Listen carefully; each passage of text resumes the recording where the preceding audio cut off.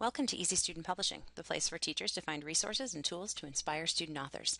Today we're going to review a lesson plan for grades 2 and 3 where students write a story based on their own life experience. This lesson plan can obviously be modified to suit other grade levels. This lesson will take 6 to 10 language arts class periods, but you can change that depending on what your scheduling needs are. We recommend having access to the internet, perhaps a digital camera, as well as books about telling and writing stories. We actually have a resource list at the end of this lesson plan with some suggestions for you.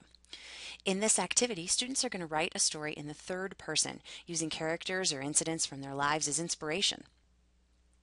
Early on in this activity, it's good to get students excited about writing a book. It's a great time to highlight books about writing stories and making books. We've actually got some of those in the resource list too. Talk about writing and illustrating and how books are created, reviewing those parts of the book, the title page, the title, the author, and the illustrator. All of those pieces you'll be able to put into your books. Guided visualizations are really going to get your students' creative juices flowing. We've got a whole list of them here that might be helpful. Students should imagine themselves on the first day of school in kindergarten before class started. What were they doing? Who were they with?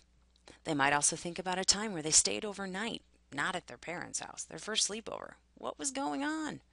What were the scariest moments in their lives? These are things kids remember. How about the 4th of July or Thanksgiving or some other recent holiday? Maybe thinking about a time when friends either got along really great or maybe they had a disagreement. What was going on? These are all great things to write about and create great characters for a story. At this point, talk about the narrator's voice, the difference between first person told with I as the narrator, or the third person that describes somebody else from the outside perspective. Now it's time to actually write student stories. Follow the writing process that you use in your class, whether it's working with buddies, working independently at the writing center, or working with a writing mentor.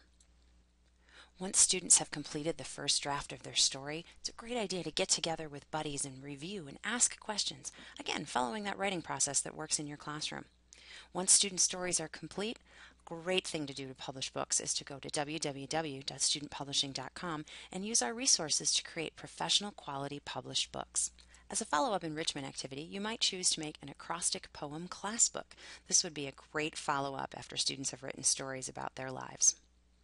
You'll notice here all those books we talked about as resources. Feel free to use any of those, and you might have some others to add to the list.